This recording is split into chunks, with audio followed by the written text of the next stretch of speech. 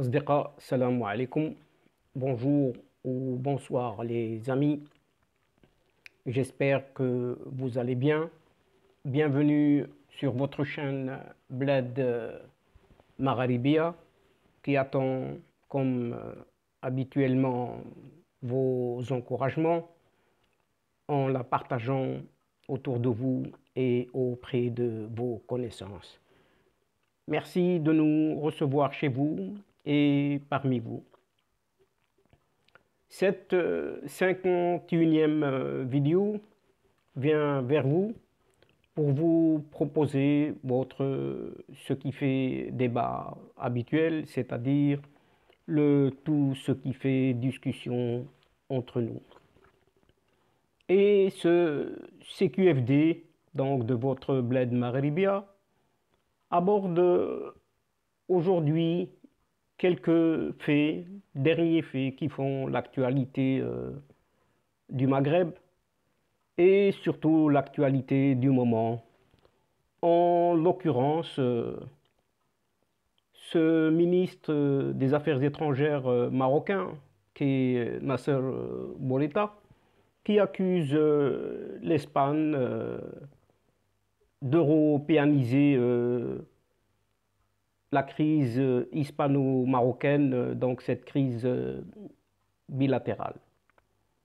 Et toujours dans cette affaire de Rallygate, dite Ben Batoche, une dernière plainte conteste les raisons pour lesquelles il a été accueilli en Espagne, c'est-à-dire ces raisons dites humanitaires, surtout avancées et tellement défendues par cette ministre des Affaires étrangères espagnole qui est Arantxa González Laya.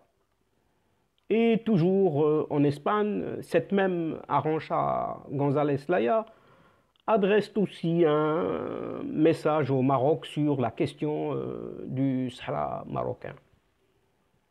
Alors que dans cette crise subsiste toujours ce phénomène ou ces faits ou ces migrations vers Ceuta, ou un vent de subversion dans les rangs des soldats espagnols. Et enfin, nous renfermerons cette séquence par un énième mensonge habituel de ce bonimenteur président algérien qui est ce athée affirmant que l'Algérie n'a aucun problème avec le Maroc. Donc après cette petite introduction, nous entamons notre petite vidéo par cette déclaration de Nasser Bourita, ministre des Affaires étrangères marocain, qui accuse l'Espagne d'européaniser une crise bilatérale. Après un long silence, le ministre des Affaires étrangères marocain est revenu sur cette affaire Brahim Ghali, ce Ben Batoche Gate, et à l'occasion d'un point de presse animé ce mercredi dernier, conjointement avec son homologue hongrois, à Rabat, Nasser Bourita a reconnu, en réponse à une question d'un journaliste espagnol, que la crise avec Madrid n'a pas commencé avec l'hospitalisation le 18 avril dernier du chef du Polisario à Logroño, ni ne s'est terminé avec le départ de cette personne vers l'Algérie. La crise persiste encore parce que ses causes sont plus profondes et qui perdurent, a-t-il précisé. Et le chef de la diplomatie marocaine a affirmé que le gouvernement de coalition de gauche, dans une fuite en avant, a tenté d'européaniser une crise diplomatique bilatérale, ce que rapporte El Confidencial. Une ligne de défense que le ministre des Affaires étrangères marocain a déjà développé le dimanche 23 mai dernier à l'occasion d'une interview accordée à un média français. Et l'Espagne a créé une crise et veut la faire assumer à l'Europe, a-t-il déclaré tout simplement. Et ce mercredi 9 juin dernier, Nasser Bourita a indiqué que le Maroc est satisfait de ses relations et de sa coopération avec l'Union européenne. Demain, jeudi 10 juin, la plénière du Parlement européen devra voter un projet de résolution à l'initiative d'eurodéputés espagnols condamnant le Maroc pour avoir instrumentalisé la carte des mineurs dans sa crise diplomatique avec l'Espagne. Ce qui nous amène à cette affaire Rallygate et une dernière plainte, toute dernière, toute récente, toute fraîche. Cette plainte conteste purement et simplement les raisons dites humanitaires avancées par cette ministre des Affaires étrangères espagnole qui est Arantxa González Laya. En effet, l'affaire Brahim Ghali, alias Mohamed Ben Batouche, enregistre une nouvelle plainte en Espagne. Et elle porte la signature de l'avocat Antonio Ordiales, ce que rapporte le journal La Razón. Et ce pénaliste accuse tout simplement les fonctionnaires du ministère des Affaires étrangères et de l'aéroport de la base militaire de Saragosse de falsification de documents, d'usage de faux passeports et de prévarication. Le gouvernement de coalition de gauche espagnol est également dans la ligne de mire de cet avocat dénommé Terdiales. Il lui reproche d'avoir autorisé l'entrée du chef du Polisario en Espagne par le biais d'actions délictueuses que désormais tout le monde sait et publié un peu partout dans les médias, la presse, etc. Et les véritables responsables de ces événements ne pourront jamais invoquer l'aide humanitaire comme cause d'exonération de la responsabilité pénale, affirme cet avocat, et d'expliquer que ce Brahim Ghali n'est pas un immigré irrégulier assisté à la frontière par des fonctionnaires espagnols pour des raisons humanitaires, mais un présumé génocidaire internationalement connu et reconnu pour ses faits et ses actes. Les responsables espagnols connaissent parfaitement la situation procédurale de Ghali à l'Audiencia nationale, précise-t-il, et pour l'accusation, il y a suffisamment d'indices attestant que l'entrée de ce Ghali en Espagne et son transfert ultérieur à Logroño était le résultat d'un accord préalable entre lui-même, ses compagnons et les autorités espagnoles, où entre les autorités espagnoles et algériennes. Donc l'Algérie et l'Espagne ont préparé son transfert bien en amont, en le présentant comme un simple immigré pauvre ayant besoin d'aide humanitaire, garantissant ainsi l'irresponsabilité pénale des auteurs et autres complices. Depuis le début de cette affaire, la ministre des Affaires étrangères, Arantxa González Laya, n'a eu cesse de répéter que son gouvernement a accepté d'accueillir Brahim Ghali, dit Ben Bertoche, pour des raisons humanitaires. Des justifications que l'avocat Antonio Ordiales qualifie de biaisées. Et en Espagne, pour tenter de rattraper sa bévue, Arantxa González Laya adresse un message au Maroc sur la question du Sahara marocain. Et il y a à peine une semaine, la ministre des Affaires étrangères a fait l'impasse sur un point de presse avec son homologue belge pour ne pas répondre aux questions des journalistes sur la crise avec le Maroc. Et ce mardi 9 juin, elle a été contrainte par les députés d'aborder la tension avec Rabat et la question du Sahara marocain. Le Maroc reste un sujet qui anime le débat politique en Espagne.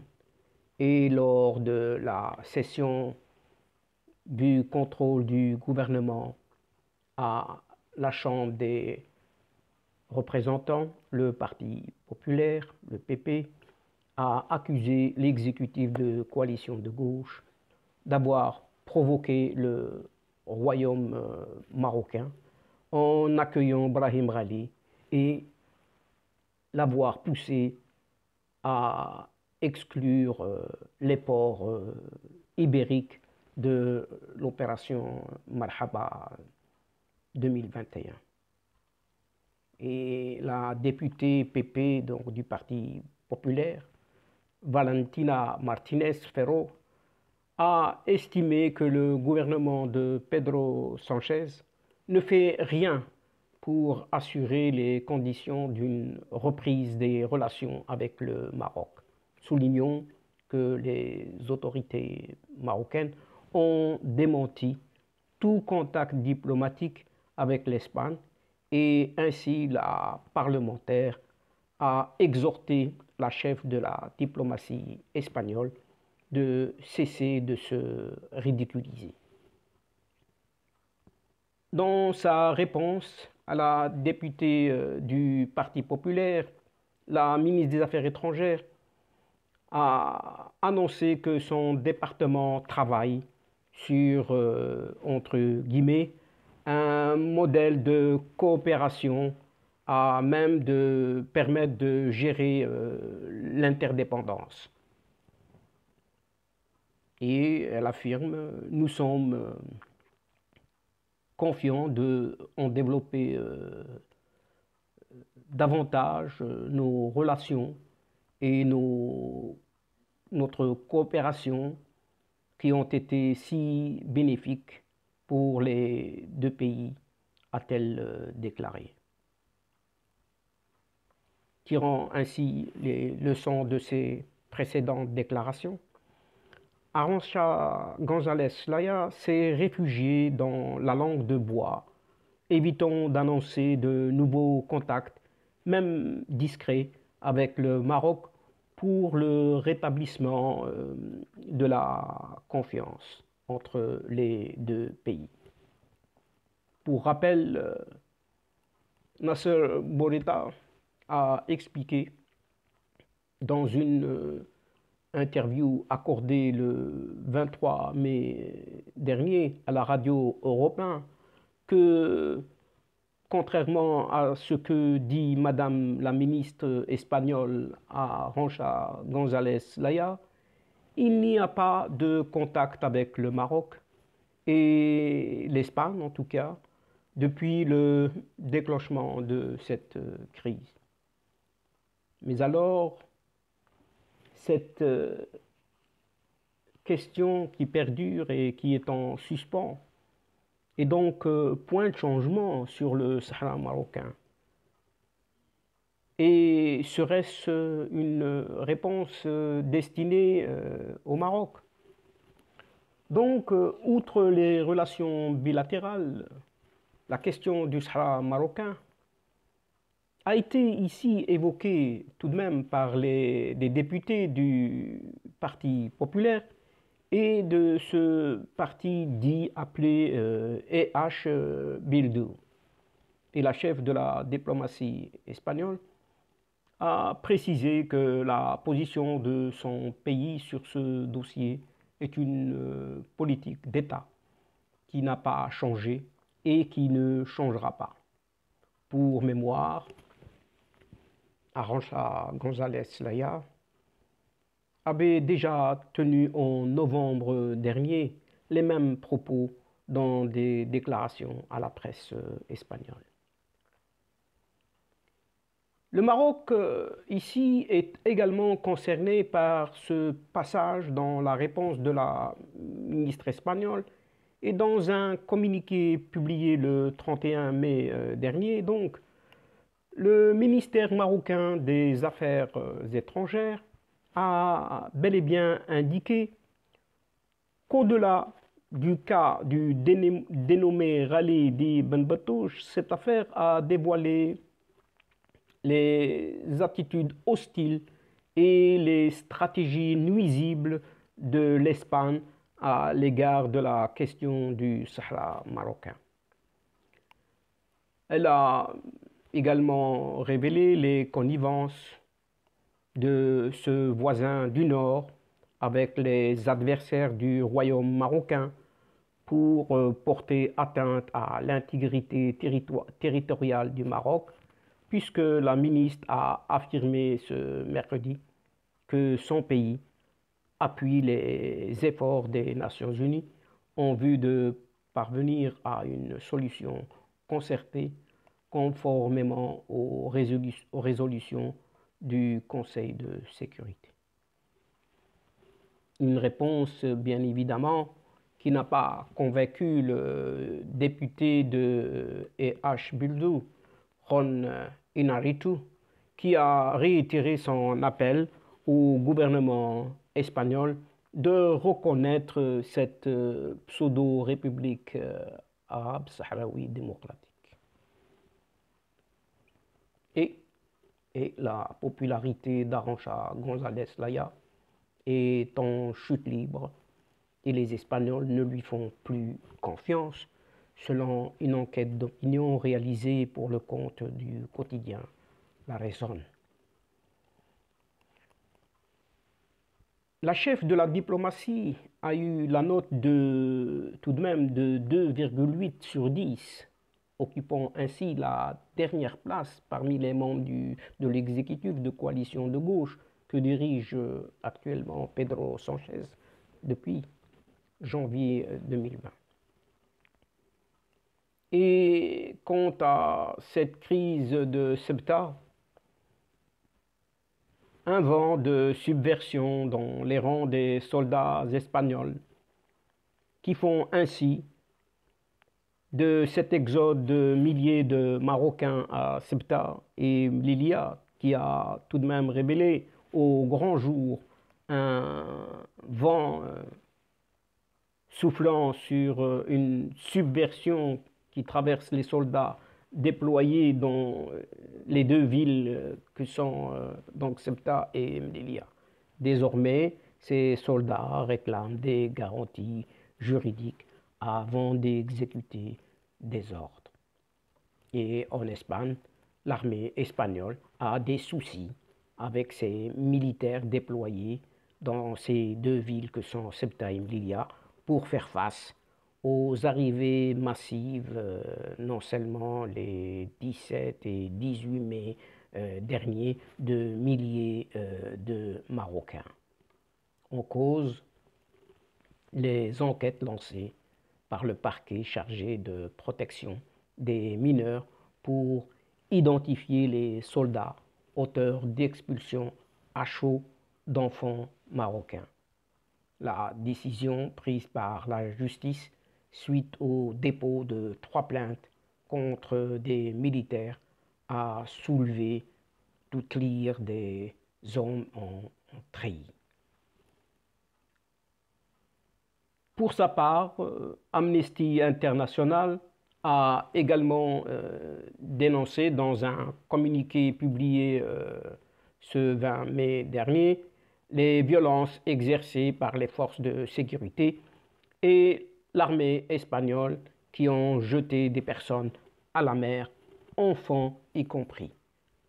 Et la colère, bien évidemment, monte et les soldats, se sentant abandonnés par leur hiérarchie, se sont rués sur les réseaux sociaux pour donner libre cours à leur indignation dans des messages sur un ton très virulent. Donc, un danger de subversion dont les soldats réclament désormais des garanties légales avant de s'engager à l'avenir dans de nouvelles interventions. C'est maintenant que viennent les véritables problèmes pour ne pas avoir bien fait toutes les choses. Et au sein de militaires avec avenir, entre guillemets, nous avons insisté à maintes reprises sur l'urgence d'assurer la sécurité juridique aux compagnons qui travaillent à la frontière, a écrit sur Twitter Marco Dominguez, le secrétaire général de l'association professionnelle. Et ce secrétaire général réagissait le 29 mai dernier à la décision du parquet de protection du mineur d'ouvrir une enquête sur le comportement des militaires et sur le même réseau social. Ce Dominguez continue de dénoncer la précarité des soldats espagnols. Une indiscipline que le haut commandement prend très au sérieux, au point d'ordonner au renseignement militaire de rédiger un rapport sur les conséquences des commentaires assumés ouvertement par des militaires appartenant à 2 associations militaires avec avenir et citoyens d'uniforme, rapporte El Confidencial Digital. Et les premières conclusions convergent vers la diffusion, probablement, de plusieurs messages subversifs de la part de soldats, souligne la publication proche des militaires. Le rapport des renseignements militaires alerte également d'un éventuel refus des soldats à Ceuta et Melilla d'exécuter à l'avenir des ordres émanant de leur hiérarchie. Une indiscipline qui risque de faire tache d'huile tout de même dans les autres casernes des régions, alors que le pays fait face à des revendications indépendantistes beaucoup plus prononcées. Si cette colère qui traverse les hommes de troupes de l'armée déployées à Ceuta et Melilla pour freiner des arrivées massives de migrants répond à des revendications sociales et à un sentiment de trahison, il y en a une autre qui obéit à l'agenda politique de ce parti extrémiste qu'est Vox. Et en novembre dernier, 73 hauts officiers, dont les généraux et des colonels, ont écrit une lettre au roi Philippe VI dans laquelle ils avertissent que la cohésion nationale court de graves risques tant dans ses aspects politiques, économiques et sociaux. Et après avoir accusé le gouvernement de coalition de gauche espagnol de menacer l'unité nationale, ils ont exprimé leur loyauté au roi en ces moments difficiles pour la patrie. Et cette missive destinée au monarque, donc, a été précédée par une autre portant la signature de hauts gradés de l'armée à la retraite. Et enfin, nous refermerons notre petite séquence ici par un énième mensonge de ce bonimenteur président algérien, athée, affirmant que l'Algérie n'a aucun problème avec le Maroc. L'Algérie n'a donc aucun problème avec le Maroc. Et la porte du dialogue entre Rabat et Alger est ouverte, a assuré mardi dernier ce virtuel président algérien.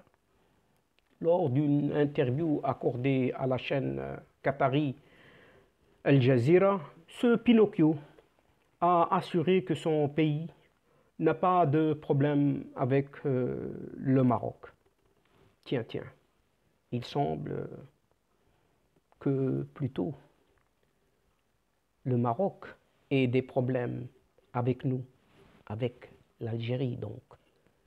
Peut-être avec lui en tant que dirigeant d'un tel régime, mais pas avec l'Algérie, a-t-il affirmé, en considérant que le Maroc doit s'asseoir à la table pour soulever ses problèmes avec cette Algérie. Et dans son interview, cet athée a même évoqué la question du Sahara marocain, affirmant que la position de son pays n'est pas le résultat d'aujourd'hui, mais plutôt d'il y a 40 ans. Et la question est devant le comité de décolonisation des Nations Unies, a-t-il rappelé, en assurant la position de l'Algérie qui soutient tout de même ce pseudo-front Polisario, et cette position ne changera pas d'après lui. Ses propos sur le Maroc et sur son Sahara rappellent sa sortie médiatique de juillet 2020, au cours de laquelle il avait assuré qu'il souhaite le plus grand bonheur et tout le développement au peuple marocain frère, et que son pays n'a aucun problème avec les Marocains ni avec le roi du Maroc. A rappeler tout de même qu'en 2018 déjà, le roi Mohamed VI avait appelé ses dirigeants algériens dans son discours de la marche verte à rouvrir les frontières fermées entre les deux pays depuis 1994 et à proposer la mise en place d'un mécanisme politique conjoint de dialogue et de concertation.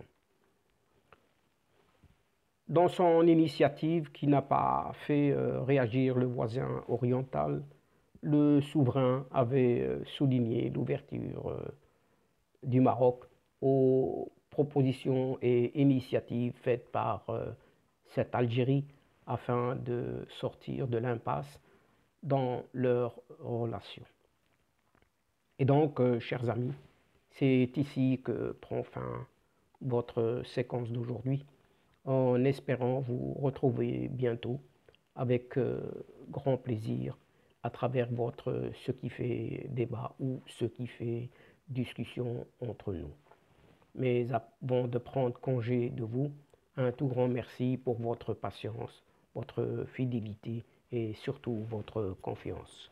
Aussi, n'oubliez pas de nous aider mutuellement, d'aider Bled Magharibia en vous y abonnant en masse et de faire abonner vos proches et surtout en partageant autour de vous toutes les séquences vidéo de votre chaîne. Au revoir les amis. Asdiqa, salam alaikum wa rahmatullahi ta'ala wa barakatuh. À la prochaine fois et à bientôt. إلى اللقاء في حصة أخرى إن شاء الله. مع السلامة.